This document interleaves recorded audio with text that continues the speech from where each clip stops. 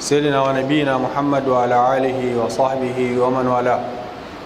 bayan haka Allah tabaraka wa ta'ala yana cewa ko waɗanda kuka yi imani rai ta duba ta game ta gabatar saboda gobe alkiyama. ya wallazina amanu taqullaha wal tanzur nafsun ma qaddamat lighad. yace wattaqullah, ku ji tsoron Allah, ku kiyaye Allah. inna Allah khabirun bima ta'malun. Allah ƙwararre ne da duk abin da kuke aikatawa, ba abin da yake buyan masa. mithqala dharra na aikin ku ko na magana ku baya buye wa Allah subhanahu wataala. wannan aya tana nuni zuwa yi wa kai lissafi, yi wa kai hisabi, abin da muke cewa evaluation. a ƙarshen aiki mu duba mu gani me muka yi. amma na musulunci ba sai a ƙarshen aiki ba, tun daga farkon aikin kama ka duba ka ga menene wannan aiki ya matsayinsa, kamar inda za mu ga maganganun malamai a kai. wannan yana nuna mana cewa babu tsira gobe alkiyama sai da yi wa kai hisabi. domin ka zauna ba ka yi wa kanka hisabi, za ka yi ta kwaba ba ka sani ba, ka yi aikin alheri mai yawa ba ka sani ba, kaɗan kai ba ka sani ba, a'a kwaba kake yi ba ka sani ba, sai gobe kawai ka wayi gari cewa gashi a cikin kwaba kake. amma idan da yi wa kai bibiya, da yi wa kai kwakwafi, a nan za ka gane tafiyar da kake daidai kake ko ba daidai kake ba. shi sa Allah tabaraka wa ta'ala ya ce yau mai ba'athuhum Allahu jami'an fa yunabbi'uhum bima amil. ku tuna ranar da ubangiji zai tashe su baki daya ya ba su labarin duk abin da suka aikata. ahsahu Allah, Allah ya kididdige shi. wanda su ko sun manta, ka yi kwabar ka manta, saboda mai saboda baka bibiya ya kai daidai ina ne baka daidai ba. sannan wannan aya ko maganar hisabi tana nuna mana imani da ranar lahira. don Allah subhanahu wa ta'ala yana cewa yawma tajidu kullu nafsin ma amilat min khairin muhdara. rai za ta samu duk abin da ta aikata gashi an zo da shi. yawma tajidu kullu nafsin ma amilat min khairin muhdara. duk an zo da ayyukan nan, misqala zarrati, aikin da kai karami ne babba ne yau gashi ainihin a rubuce. Allah ya ce wa kullu shay'in ahsaynahu kitaban. komai mun kididdige shi a rubuce, sawan kai kadai ne, a kai da jama'a ne, a arami kai, a can wani kololuwar sama kai, a ina kai, duk Allah ya kididdige wannan abu. Allah zai baka labarin wannan kuma abun gobe alkiyama. kenan wannan mutum in ya zama mai wa kansa hisabi ya nuna tsoron Allah subhanahu wataala. wannan ya jawo magabata suna da himmantuwa da wannan al'amari na yi wa kai hisabi. Umar bin al-Khattab radiyallahu anhu yake ba da shawara cewa ku yi wa kanku hisabi tun kafin a zo a yi muku hisabi. ma'ana ka dinga ƙididdigar ayyukanka, ka dinga bibiyarsa, ya nake yi, daidai nake tafiya, akwai ikhlasi a ciki don Allah ne ko don riya ko don a faɗa ko don a sani ko babu. ku auna ayyukanku, ku dinga auna su inda da sikeli, to ku dinga auna su, ku gani yaya matsayinsu a ma'auni, suna da nauyi ko a ba su nauyi. gobe alkiyama akwai alamun za su yi rinjaye akan ayyukan sharri ko na sharri ne za su yi rinjaye a kansu. to tun anan ka fara ice, domin me hikimar wannan? ku auna ayyukan ku yau da yi musu kididdiga, da yi musu bibiya, zai sa ku samu sauƙin hisabi gobe alkiyama. saboda abin da kai kuskure ka bu ka gyara, mai na tuba ka tuba, wanda kai sakace a baya baka yi ba yanzu ka dawo ka bibiye shi kayi, sai hisabun ka ya zama mai sauƙi gobe alkiyama. sai ce ku yi ado saboda ranar baje koli, ranar yawma tu'raduna la takhfa minkum khafiya, ranar da za a baje kolin ku a gaban ubangiji. muna ganin yadda dai ake baje kolin masu laifi, ko 'yan sanda su zo su baje, ya sunanka, me ka aikata, a ina aka kama ka, me yasa aka kama ka, kaza baje koli ne. to haka ubangiji zai mana gobe alkiyama. to ku yi shirin ado, ruwan baje kolin ku zama da ado, za ku je ba da aibi ba. domin anan la takhfa minkum khafiya, wanda abin da kuke zaton ɓoyayye ne wai ya ɓoya ya sha, to a wannan rana ba zai sha ba. Hakanan Wahab bin Munabbih yake mana bayanin yanda ya kamata mu kula da wannan muhasaba da inda su ma magabata suka kula da shi. Wahab bin Munabbih yana cewa mutum bai kamata ba lalle ya zama yana da wasu lokuta guda uku. Lokaci na farko wanda zai dinga ganawa da Ubangiji, ka ware wani lokacinka wannan na Ubangiji ne, kenan sallarka, halwarka da daddare za ka yi ƙiyamun laili, wani aiki da za ka yi a ɓoye ba wanda ya sani sai tsakaninka da Ubangiji. Wannan ka zama kana da lokuta irin waɗanda. Na biyu, lokacin da za ka dinga yau kanka hisabi, me nake yi, me nake ciki, abinda nake daidai ne ba daidai ba ne ba, ya dace da sunna annabi bai dace ba, a saban Allah nake, ya zan in dawo na tuba na gyara abubuwa na baya, tsakaninka da Ubangiji, tsakaninka da iyalanka, tsakaninka da 'ya'yanka, tsakaninka da kaza, duk wannan yana bukatar muhasaba. Sannan ka samu lokacin da za ka zauna da 'yan uwanka na kirki wanda za su dinga cewa wani abin da kai daidai ne amma kaza ba daidai ba ne, ka gyara. Wane abu kaza da kake ba daidai ba ne, kakka zama irin 'yan siyasa mu na yanzu, komai ka yi daidai, komai daidai ne, to wannan rudu ne wannan.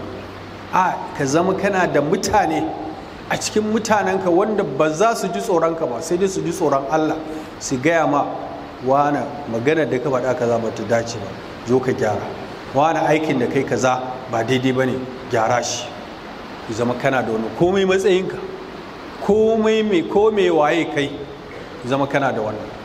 Sannan yace lokaci za ka ware wannan na jin daɗinka ne na rayuwa, wanda za ka ji daɗin rayuwa, hutu ne, ɗan wasanni ne, da iyalinka ne, kaza, amma cikin abin da ya halatta, kuma abin da za a yabe shi ba abin da zai zama mummuna ba. Kenan kakka zama duk lokacinka ya tafi kenan a ibada, sai ka zo wata ranka gudu ka kasa. Zama kana da lokuta da ka za ka kasa, saboda manzo Allah sallallahu alaihi wasallam ya ce da qaribu wa saddidu, ku dinga aunawa, ku dinga kusantawa, ta inda ranka matiyatuka farfuq biha, fa innal manbatta la ardan qata'a wala dhahran aqqa. Ranka abin hawanka ce, ita ce abin hawanka da kake hawa. Abin hawanka in ka ce za ka takura shi, to ba zai yanke ma ƙasa ya kai ka inda kake so ba, kuma ba zai wanzar da bayan nasa ba, zai dinga ciwo. Amma kana ba shi hutu ba, kana ɗan, to shi sa aka ce lokaci na hudu ya zama irin wani. Idan bayan Allah, Hassan al-Basri yana cewa mumini duk abin da zai siya yau kansa hisabi, zai yi aiki, zai duba ya ce me zan yi, wannan abin akwai yadda Allah a ciki, wannan abin akwai daidai a ciki.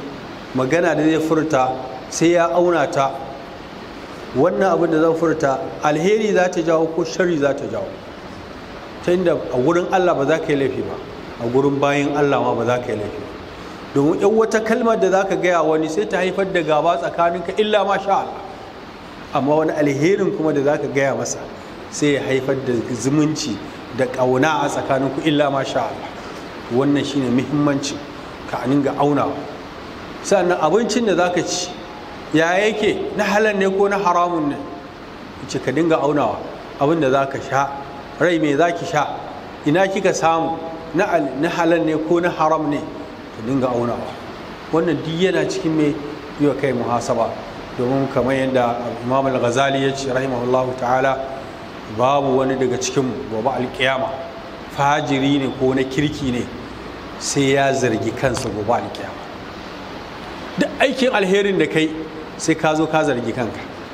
Ta yaya za ka zargi kanka ka ce ina ma na ƙara, domin wane ga sai yanzu can matsayi na kaza ko, domin tsakaninka da wanda suke sama da kai a mataki na aljanna, manzo Allah yana cewa kamar yadda muke hango taurari ne a sama, haka nisan ku yake, mataki na ɗaya zuwa na biyu, mataki na biyu zuwa na uku, kamar inda muke hango taurari nesa ɗin nan sama, to haka matakin da yake.